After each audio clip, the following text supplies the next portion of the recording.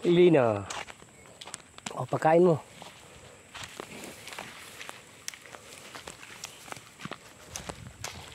Dito, banda. Kitna natin. Masyado kang hot. Yan ang sekreto ni Lina, mga kabukid. Dahon ng ipil.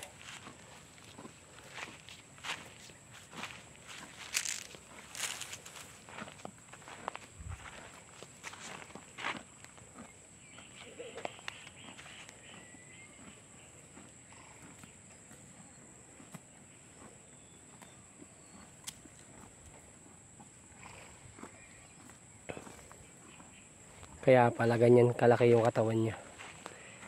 Yung ating native na baka. Yan o, mababa lang ito mga kabukid, pero ang katawan naman hindi mo kayang tawaran. Yan. Si Lina.